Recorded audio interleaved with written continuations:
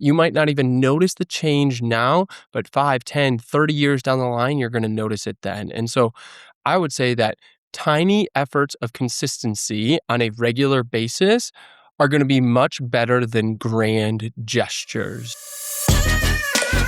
Hey, 1 Degree fam, I'm Nathaniel. And I'm Zan, and this is the 1 Degree Podcast, where we talk about what it looks like to be married as followers of Jesus. Look, we know that life gets full. Marriage, kids, work, church, sports, the list goes on and on. But we believe that a thriving marriage does not happen by accident. Each episode will give you real conversations, practical tools, and biblical encouragement to help you connect deeply with your spouse and live on mission together. So, whether you're folding laundry, driving to work, or maybe even working out, we're glad you're here with us. Let's dive in. What is up, 1 Degree fam? What is up, 1 Degree fam? Welcome back to the comfy, cozy, virtual leather couch. And let me tell you, If you are not watching the video, yes, you are not missing out. If you are not watching the video, you are missing out on a treat because last week I got a new golf shirt. And this, I don't really golf that often, but Read twice a year, max. Yeah, but I was doing a work event and I was golfing, and the other 3 guys that I was going with and I all decided to buy the same shirt so that we were matching. And this shirt, it is purple with unicorns and ice cream and donuts and rainbows, and it is just amazing. It's phenomenal. I said numerous times before it was ordered, please do not get that. It is in 2026. And you know just what? A little protective. Our 5 and our 6-year-old girls love it. Mm-hmm. And I have probably gotten 15 plus compliments on the shirt at work today. So it's I'll a win. reserve all of my comments that would come after that. It is a win. It is great. Okay. We love it. Changing topics to what we're actually talking about here today, not pink, rainbow, and unicorn and ice cream and donut shirts. We're going to talk about date nights. If you've been around here, you know we talk about this. I mean, it's not like a main gripe that we have, but it's a thing that we come back to every once in a while. You know why? Because when I hear date nights, I think of that chant that people say, No. Overrated. Oh. Okay. Overrated. I want to give so many disclaimers, which obviously we're going to get into, but it's like we don't actually think that. We're not like date night haters at all. Yeah. We actually recently had a conversation of we want to have more of them. Yeah. Like we would love, and you took me on a like surprise like lunch date the other day. Mm-hmm. And we aspire to have them. They are a good thing. The thing that we push against is, this is the thesis of our podcast. So if you listen to nothing else, you could really probably just tune out after this. Mm-hmm. But we just push against that rhetoric that the health of your marriage and the quantity and quality of your date nights are correlated, has a cause and effect or even correlation type thing. Because I think so many people, why are you giving me that look? That was just a very wordy way to say it. Was it? Yeah. Okay, you know what I'm saying. Okay, we'll put it in short form. People... TLDR. People act like date nights are a gauge of whether your marriage is healthy or not, if you're going on regular date nights. And we don't think that's the case because, 1, you can have a very healthy marriage without ever having date nights because that happens a lot depending on the season you're in. And 2, you can go on a ton of date nights and have a very shallow, secret-filled, unhealthy in every way marriage, which we see that all the time in society. Mm-hmm. So that is our thesis. And what I would add to that is that people act like the first solution to any problem is more date nights. You know, of like, oh, we feel disconnected, or hey, our communication is lacking. Oh, you know, go on a date, you know, or just get someone to watch the kids and go on a date. The first question that is asked all the time of us is like, oh, you know, have you gone on any dates recently? Or when was your last date night? And I think that at the heart of it, like Zan said, date nights are good things. We aspire to have more of them, but it has this rhetoric around there of being the first solution to any marriage problem of like, oh yeah, just go on more dates. Because in reality, what your marriage is missing, if you feel like your marriage is lacking something, I don't think that date nights alone are going to solve it. Because date nights, they might be fun, but them alone aren't going to solve communication problems. Date nights alone aren't going to solve, hey, I don't feel connected. Date nights alone aren't going to solve all these root causes of, I was going to say they even maybe amplify them. If you guys don't know how to have a deep conversation and you go and sit across from each other at dinner, you're probably not going to suddenly have a deep conversation. You're probably going to resort to sitting on your phones. Mm-hmm. I mean, that sounds really sad, but that's likely the reality. If you're not used to communicating and you haven't developed those skills and use whatever, not to over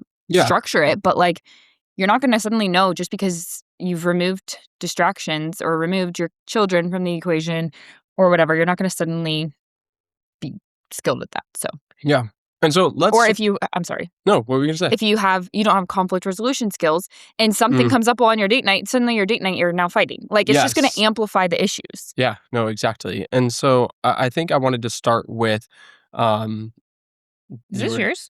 This one's mine. Thank you. Sorry, we have poppies, but we have the same flavor and both ended up on my side. And because you drank out of both of them and you I was going to say, I just drank that one. Okay. This is what happened there. But I think let's start with, how date nights kind of became this cultural phenomenon of, if your marriage is lacking. Do you know how?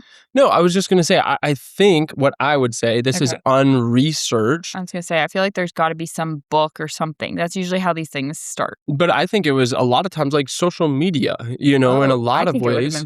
Maybe probably before that. Yeah. But I think it's amplified with social media because you see these people went on a date night. Oh yeah, these people are having fun. Oh yeah, this couple is doing this. I guess the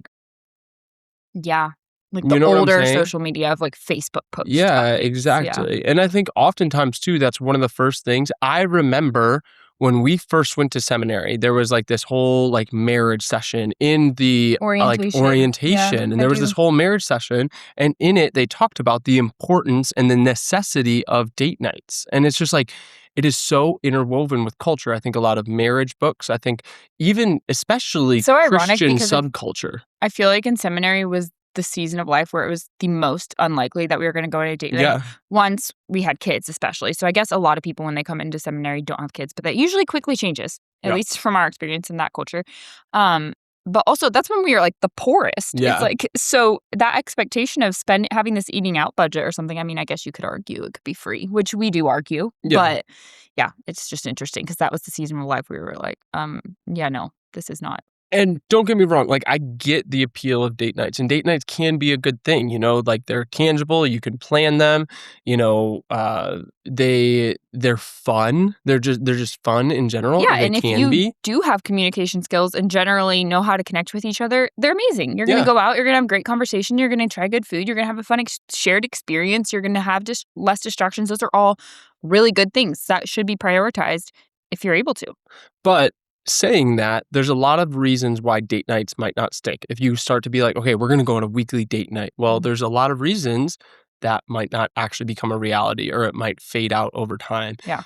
Number one, if you have children, childcare can be really, really tough and expensive. And so trying to get someone that can consistently watch your kids so that you can go on a date night, that's really challenging. And then that leads into number two, with or without childcare, date nights can be really expensive. If you're going out to dinner and a movie, that's going to be at least $60+ I don't even know. Haven't been to a movie in 8 years. But if you're doing dinner and a movie, that's $60+. And if you're trying to do that regularly, that adds up really, really quickly. And within that, it also takes a lot of time. You have children, you got to organize babysitter coming, and then you go out or you drop your kids off somewhere, and going out, it just takes up a lot of time. And so people aren't able to carve out that much time on a regular basis.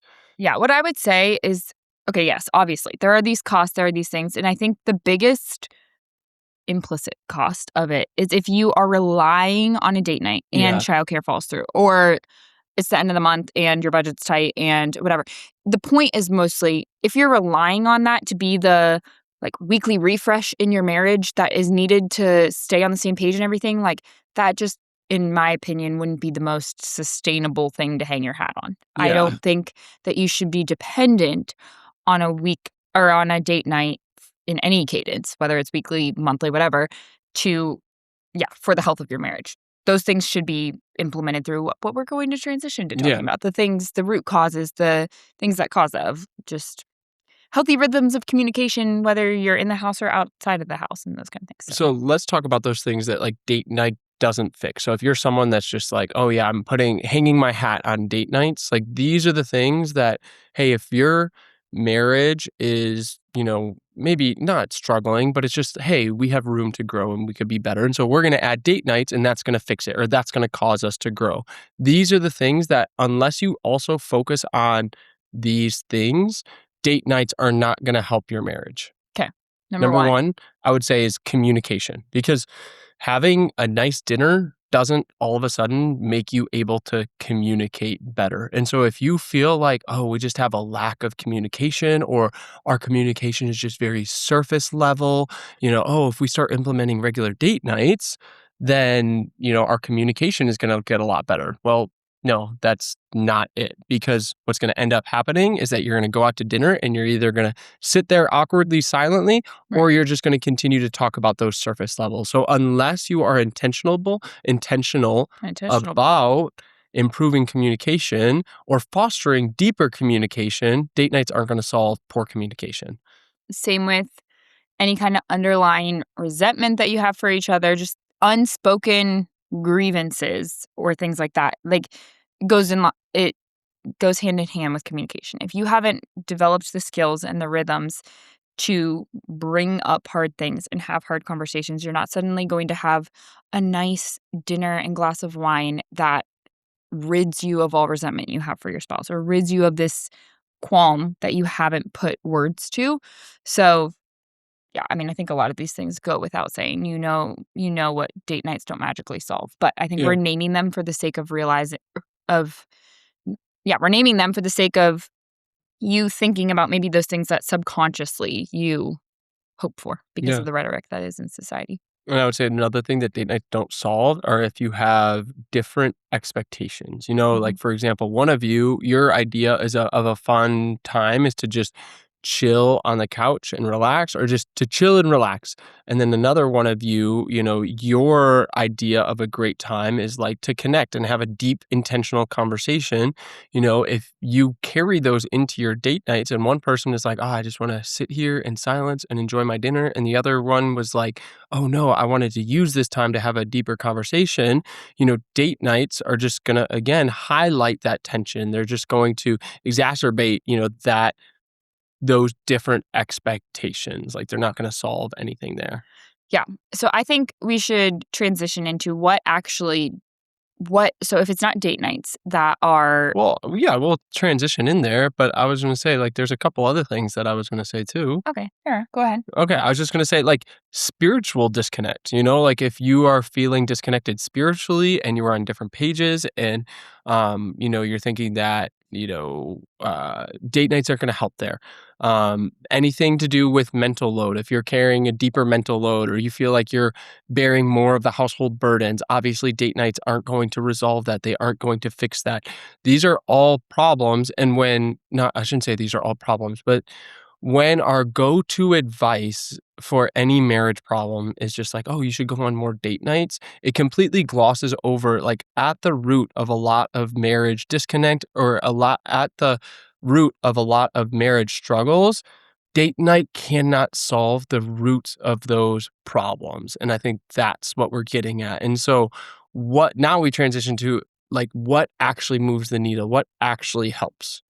Okay. Yeah. To me, all of those have a root of some kind of communication error because even like a spiritual disconnect feels like, I don't know, I just feel like at the end of the day, all of those things are you having to have some kind of accountability in your communication or transparency in your communication. Yeah, like if it's a matter of having mismatched expectations, that also comes down to communication. So that being said, having healthy communication habits is number one. We've said this since the beginning of this episode, but if you haven't learned how to bring up hard things, how to be the recipient of hard things without just jumping to defending yourself or shutting the person down or stonewalling them and just walking away and ignoring the conversation. Like if you have not learned those habits, date night isn't going to solve them. Date night's probably going to amplify them. And it's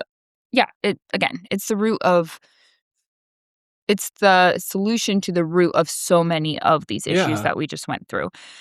And so, I think just developing those, we've also had, we're not going to get into all that because we've had so many different episodes on, Mhm. we've probably done a whole episode on just active listening alone. Yeah. And which is that idea of when your spouse brings an issue to you or raises a concern, whatever it is, you listen, Listen to not to understand. respond, but Yeah. to understand. You listen, you ask clarifying questions, you repeat it back to them, maybe even to Mhm. say, like, did I understand this Yep. properly? Like that, it's an active process. It is not Yes. passively listening. And so, if you want to get into that,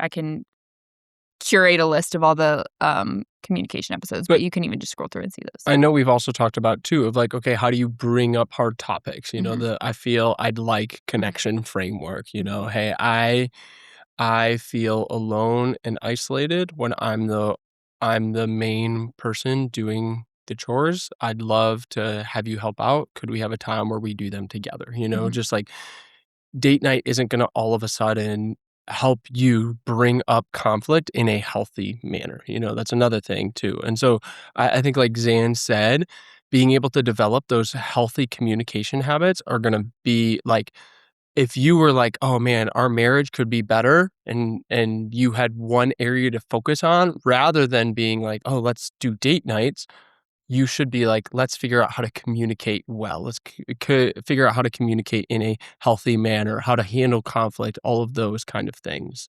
Yeah. Um, Another thing that I would say is this is what we're big on. Obviously, 1 degree, the root of it is 1 degree shifts. It's tiny shifts in your life that you do every single day or every single week that just compound over time, that you might not even notice the change now, but 5, 10, 30 years down the line, you're going to notice it then. And so I would say that tiny efforts of consistency on a regular basis are going to be much better than grand gestures. And Yeah. so, I know like even for us is me helping out around the house, doing the dishes, helping with the laundry, all of those kind of things.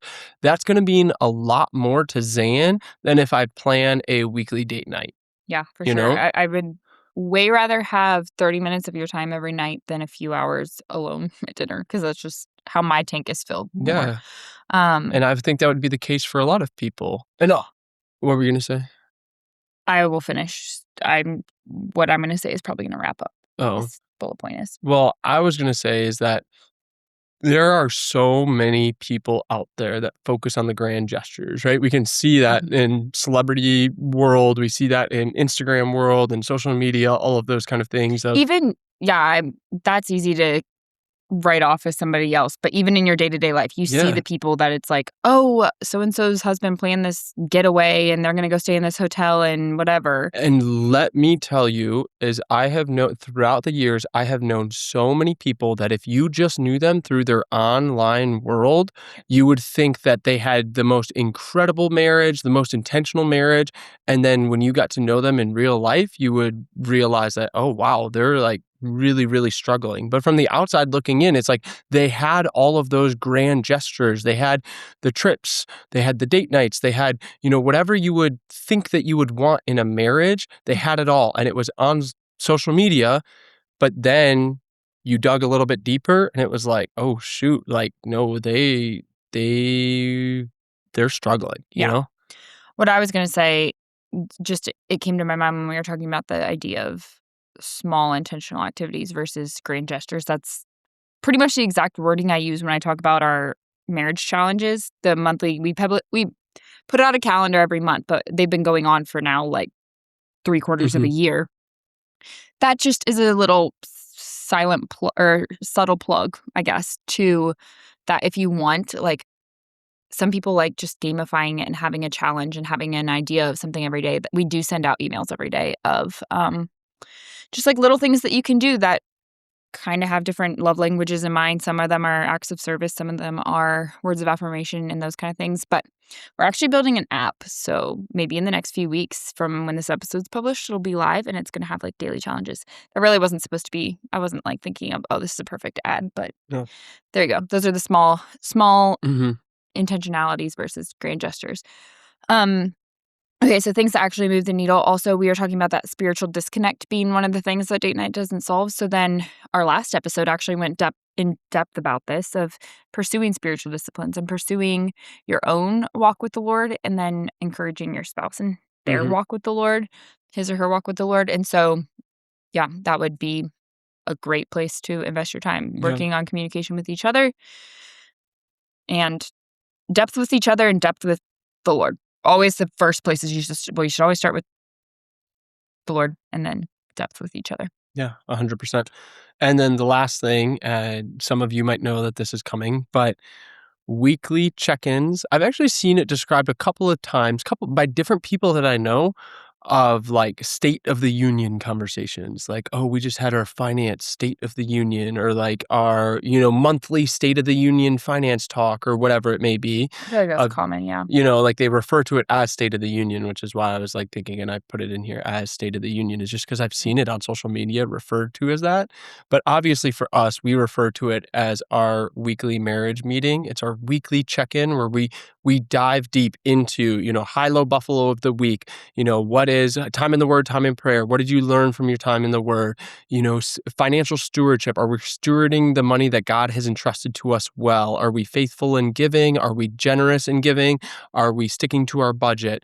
Is there any unresolved conflict that we need to work through? Intimacy. How are we feeling about physical intimacy, but then also emotional intimacy, and all sorts of questions like that. We do that on a weekly basis, and I cannot tell you how much that has been the thing that has the habit that has probably most positively impacted our marriage throughout our marriage. And a date night would never be able to replace that. And so when you come to what actually moves the needle, and that honestly, that's almost like a little at-home date night on Sunday nights after the kids go to bed. It's nothing special, but like we sit down and we have that conversation, and it's just so fruitful and so rewarding, and it's free, and it's just a great thing to do. And we've said before, pair it with a charcuterie board and some fun drinks. Yeah. Ours are Poppy or Olipop. Yep. And you got yourself a date night. Exactly. And so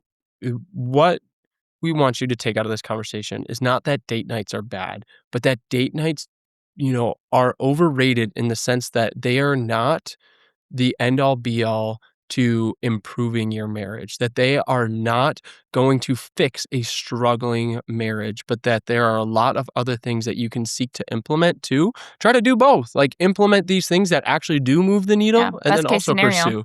Yeah, and so that's why when we move to our 1 degree shift, it's actually kind of ironic because we've said that, hey, you don't need a date night, but I would say is like pursue date nights if possible. But pair that with stuff that is actually going to positively impact your marriage on a deeper level, which is start having a weekly marriage meeting. Yep, for sure. Anything you would add? No, I think that's it. Yeah. All right. We'll catch you next week, 1 Degree fam. Love you, 1 Degree fam. Thanks for tuning in for this episode of the 1 Degree Podcast. Make sure to subscribe so you never miss an episode. And we'd be so appreciative if you take just a few seconds to leave a rating and a quick review.